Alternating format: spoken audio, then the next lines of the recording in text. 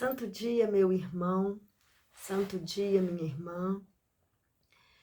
Hoje nós vamos falar sobre o segundo capítulo do Tratado da Verdadeira Devoção de São Luís Maria de Montfort.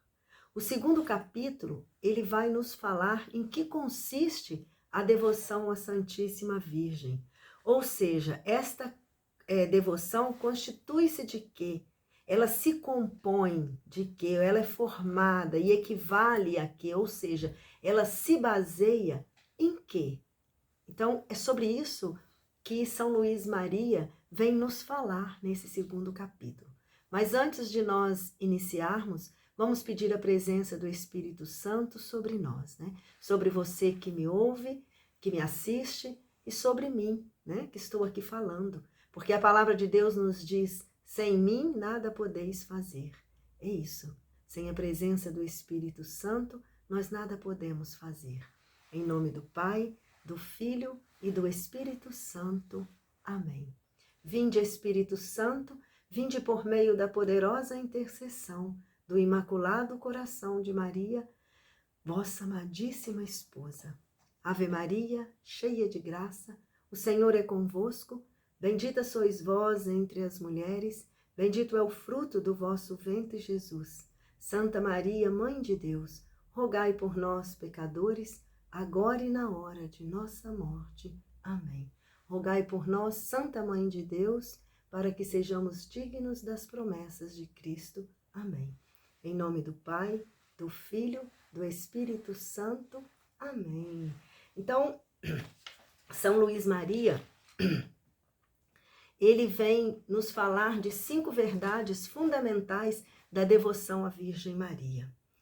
A primeira verdade: Jesus Cristo é o fim último da devoção à Virgem Maria. Ou seja, ele é o fim último, ele é o objetivo. É Jesus que nós queremos, é a Jesus que nós queremos chegar com a devoção à Santíssima Virgem. Segunda verdade: pertencemos a Jesus e a Maria na qualidade de escravos. A terceira verdade: devemos esvaziar-nos do que há de mal em nós. Ou seja, devemos abandonar, né? Deixar para trás tudo o que há de mal em nós. A quarta verdade: temos necessidade de um mediador junto ao mediador mesmo, que é Jesus Cristo. Assim como nós temos Jesus Cristo como mediador para chegarmos ao Pai, nós também precisamos de um mediador para chegar a Jesus, nosso Rei, né? E Senhor. Como nós, vamos dizer assim, meros mortais, né? Poderíamos chegar diante de um rei terreno, né? Já teríamos dificuldade para chegar diante de um rei da terra, quanto mais ao rei do céu, ao nosso Senhor, ao nosso Deus. Então precisamos de um mediador, e este mediador é a Virgem Maria. A quinta verdade: é-nos muito difícil conservar a graça e os tesouros recebidos de Deus. Ou seja, nós recebemos de Deus graças e tesouros imensos, mas muitas vezes nós não conseguimos conservar esses tesouros. Vamos então ver cada uma dessas verdades em particular. São Luís vai fundamentar a sua tese, né? Como o Tratado da Verdadeira Devoção é como uma tese. Quem estuda, né, e precisa defender a sua tese, aquilo que acredita, mostrar os argumentos necessários, é isso que São Luís Maria vem nos fazer neste segundo capítulo. Vamos falar de cada verdade em particular. Bom, Jesus, ele é o alfa e o ômega, ou seja, ele é o princípio e o fim de todas as coisas. Nós não trabalhamos, como diz o apóstolo Paulo, senão para tornar cada homem perfeito em Jesus Cristo. Porque só em Jesus habita toda a plenitude. São Luís vem nos dizer: só em Jesus habita toda a plenitude da divindade e todas as outras plenitudes de graça, virtude e perfeição. E só nele, em Jesus, fomos abençoados com toda a bênção espiritual. São Luís nos diz assim, que Jesus é o nosso único mestre que nos deve ensinar, o nosso único Senhor de quem devemos depender, o nosso único chefe a quem nos devemos unir, é o nosso modelo ao qual nos devemos assemelhar, o nosso médico que nos há de curar, o nosso pastor que nos deve alimentar, o nosso caminho que nos deve conduzir, verdade em que devemos crer e vida que nos deve animar. Né? Jesus, ele é o tudo que nos deve bastar em todas as coisas. Não nos foi dado debaixo do céu outro nome pelo qual devamos ser salvos, senão Jesus Cristo. Todo fiel, né, que não estiver unido a Jesus, como o ramo está unido à videira, este fiel, se não estiver unido a Jesus como esse ramo, ele vai cair, ele secará e só servirá para quê? Para ser lançado ao fogo. Fora de Jesus, tudo é extravio, mentira, iniquidade, inutilidade, morte e condenação. São Paulo já nos diz, né? Tudo é lixo. O que importa é Cristo. Tudo mais é lixo. São Paulo já nos ensina isso, né? E São Luís vem nos dizer que se estamos em Jesus Cristo e Jesus Cristo em nós, não há condenação a temer. Porque nem os anjos do céu, nem qualquer homem da terra, nem os demônios podem nos separar da caridade e do amor de Deus, né? E do amor de Jesus Cristo, que está em Romanos capítulo 8, versículo 39. Por Jesus Cristo, com Jesus Cristo, em Jesus Cristo, nós podemos tudo. Podemos dar toda a honra e glória ao Pai na unidade do Espírito Santo, tornar-nos perfeitos e ser para o nosso próximo um bom odor de eternidade. Se, pois, nós estabelecemos a sólida devoção da Santíssima Virgem, não será senão para mais perfeitamente estabelecer a de Jesus Cristo e para dar às almas um meio fácil e seguro de encontrar Jesus. Se a devoção à Santíssima Virgem não servir para nos aproximar de Jesus, para afastar, é que ela não serviria. Porque se fosse assim, né, seria uma ilusão do demônio. Então deveríamos afastá-la. Mas pelo contrário, como nós veremos, né, esta devoção nos é indispensável para encontrar perfeitamente Jesus Cristo, para o amar ternamente e servir com fidelidade.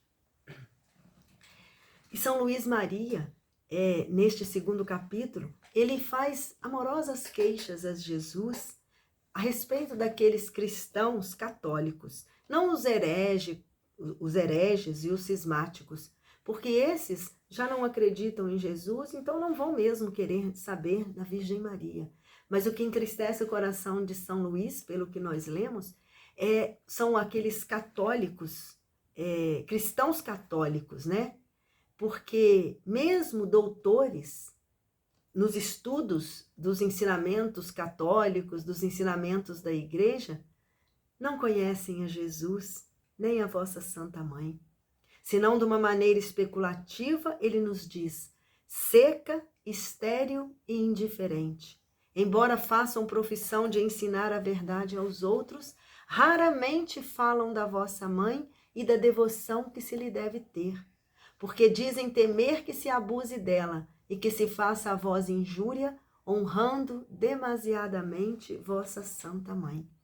Então, esses cristãos católicos, eles acham que estudam, né, que estudam muito para ensinar as verdades e mesmo assim eles acham que é um abuso essa devoção à Virgem Maria, que vai fazer com que nos afastemos de Jesus por amar mais Maria do que Jesus.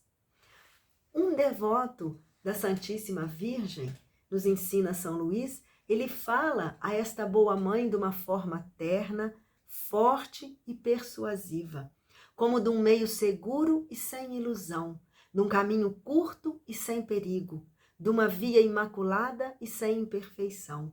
e de um maravilhoso segredo para vos encontrar e amar perfeitamente.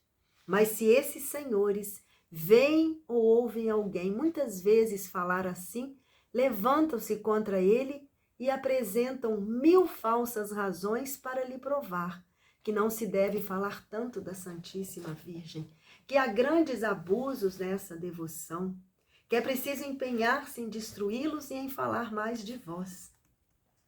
Falam da devoção à Santa Mãe não para estabelecer, mas para destruir os abusos que dela se fazem.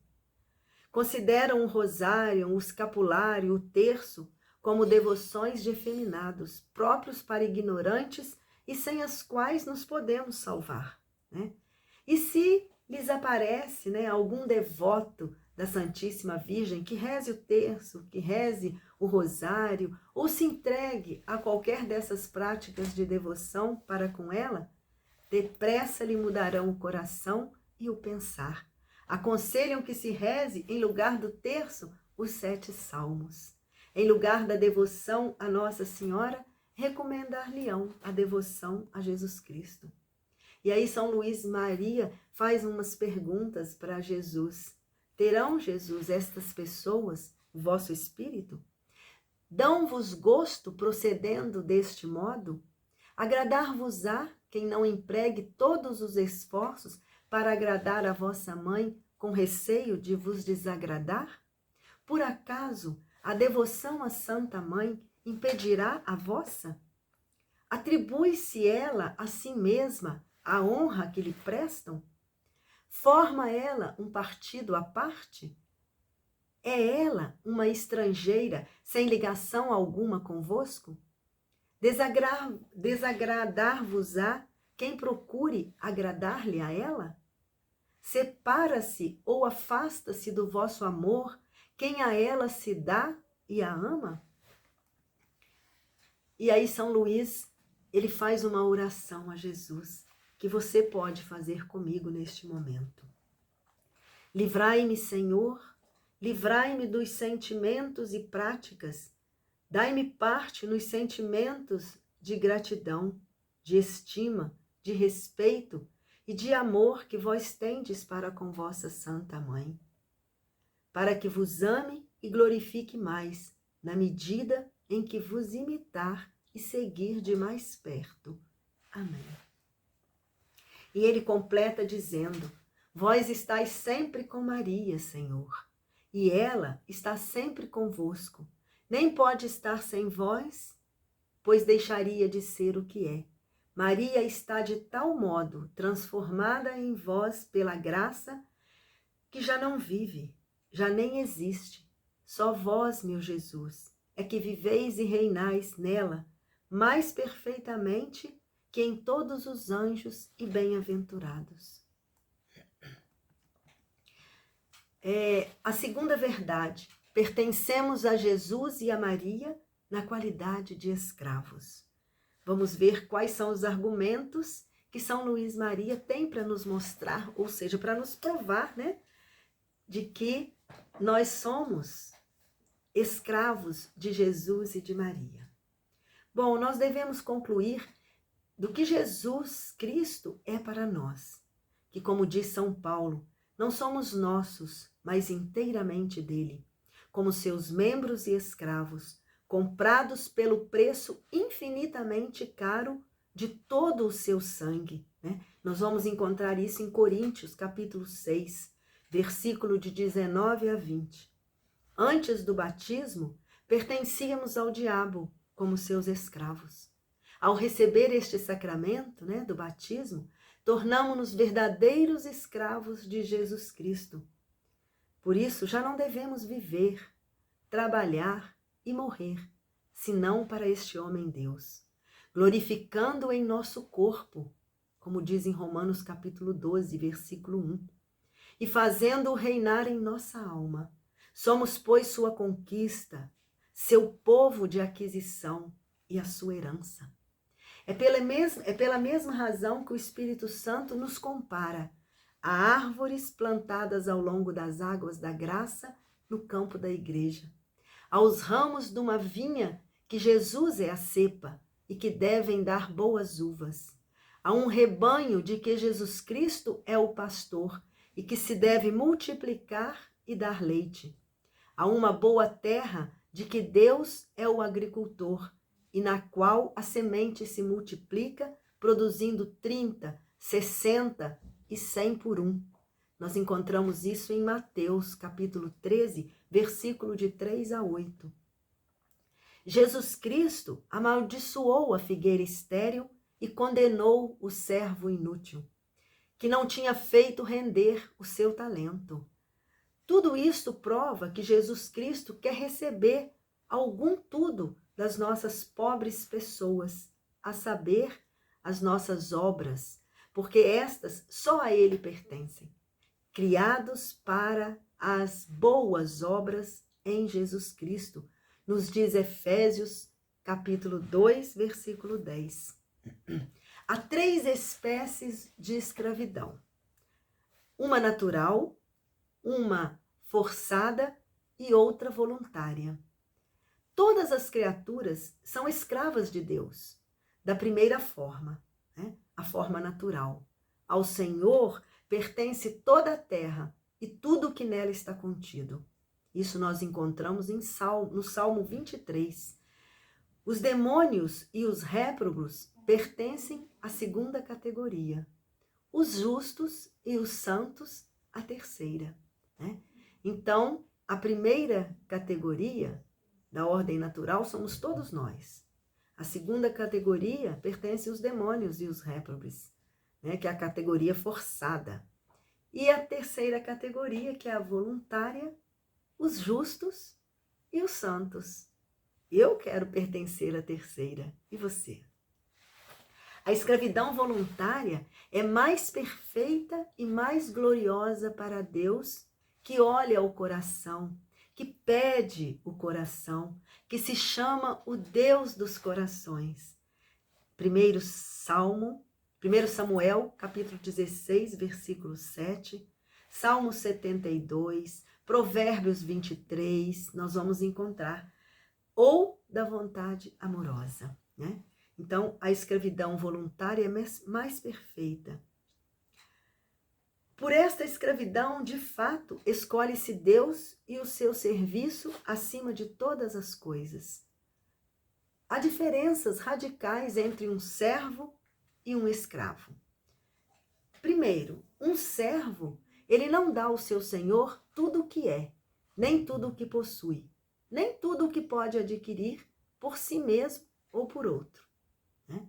O servo, ele não entrega tudo ao senhor, ele tem direito ao que é dele, ao que ele adquire. Mas o escravo não. O escravo, ele dá-se inteiramente, com tudo o que possui, ou pode vir a adquirir, sem exceção alguma. Segundo, o servo, ele exige a paga dos seus serviços que presta ao Senhor, enquanto o escravo nada pode exigir, por maior que seja a sua aplicação, a sua habilidade e a força com quem trabalha. Terceiro, o servo, ele pode deixar o Senhor quando quiser, ou pelo menos quando tiver expirado o tempo do serviço. Mas o escravo não tem o direito de fazer isso. Ele está ligado ao seu Senhor e não pode abandoná-lo, né? Quarto, o Senhor do servo não tem sobre ele nenhum direito de vida e de morte. Se o matasse, como um dos seus animais de carga, cometeria um homicídio injusto. Ao contrário, o senhor do escravo, ele tem por lei direito à vida e de morte sobre ele, de modo que o pode vender a quem quiser ou matar, como faria ao seu cavalo, ao seu animal de estimação. E quinto, finalmente, o servo está só por algum tempo ao serviço do Senhor, mas o escravo está ao serviço do Senhor para sempre. Lembrando, né, que nada há entre os cristãos que nos façam pertencer mais absolutamente a Jesus Cristo e a sua Santa Mãe do que a escravidão voluntária, que tomou a forma, assim como Jesus, né, que tomou a forma de escravo por nosso amor. e da Santíssima Virgem, que se disse serva e escrava do Senhor. E nós podemos conferir isso em Filipenses capítulo 2, versículo 7 e em Lucas capítulo 1, versículo 38. O apóstolo chama-se com certa ufania, servo de Cristo, né? São Paulo nos diz em Romanos capítulo 1, também em Gálatas, em Filipenses. Por várias vezes, os cristãos são chamados na Sagrada Escritura de servos de Cristo, né? E aqui, lembrando que na época de Jesus, né, outrora, não existia a palavra servo com o significado que existe hoje. Só havia naquela época escravos ou libertos. Se nós formos ver pelo significado de servo hoje, somente o liberto seria servo. Mas como não existia esse significado, quando se diz na Bíblia servo, está se dizendo escravo. Porque quando não se fala do escravo, fala-se de quem? Do liberto. O liberto é como o servo de hoje, né? Ele trabalha e ele recebe pelo seu serviço. Na época recebia, dependendo do grau, né, que o liberto tinha, ele recebia terras, recebia dinheiro, recebia ouro, né, essas coisas. O escravo não, ele não recebia nada. Ele estava sempre preso ao Senhor. E São Luís continua, posto isso, digo que devemos ser de Jesus Cristo e servi-lo, não só como mercenários, né, mas como escravos amorosos. Não como mercenários, que serve, mas quer receber. Que faz, mas quer em troca. Né? Seriam o servo mercenário. Não, não é assim que São Luís vem nos ensinar a servir Jesus. Estes, por efeito de um grande amor, entregam-se, dão-se ao seu serviço na qualidade de escravos, só pela honra de pertencer ao seu Senhor. É a esta escravidão que nós falamos, né? Antes do batismo, nós éramos escravos do demônio, mas depois do batismo, nos tornamos escravos de Jesus. Ou seja, antes pertencíamos ao maligno, mas depois do batismo, passamos a pertencer a Jesus Cristo. Então, Jesus Cristo nos tem, ele nos ganhou a preço caro, tornou-se ele mesmo escravo. Portanto, os cristãos têm de ser escravos, ou do demônio ou de Jesus. E aí, como nós dizemos, é que vem a escolha de cada um, né? Que temos o livre-arbítrio para escolher. O que digo de modo absoluto a respeito de Jesus Cristo, São Luís vem nos dizer, digo relativamente da Santíssima Virgem. Jesus Cristo escolheu-a por companheiro indissolúvel da sua vida, da sua morte, da sua glória e poder no céu e na terra. Por isso e por graça, deu-lhe, em relação à sua majestade, todos os mesmos direitos e privilégios que ele possui por natureza. Tudo o que convém a Deus por natureza, dizem os santos, convém a Maria por graça.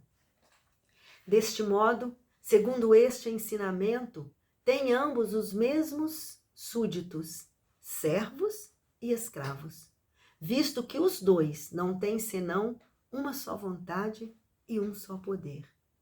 Podemos, portanto, segundo o parecer dos santos e de vários homens ilustres, dizer-nos e fazer-nos escravos amorosos da Santíssima Virgem, para deste modo sermos mais perfeitamente escravos de Jesus Cristo.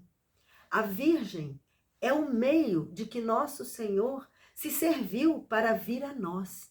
É também o meio de que nós devemos nos servir para ir a Ele. Ela não é como as outras criaturas, que se a elas nos prendêssemos, nos poderiam afastar de Deus em lugar de nos aproximar dele. Pelo contrário. A forte inclinação de Maria é unir-nos a Jesus, seu Filho.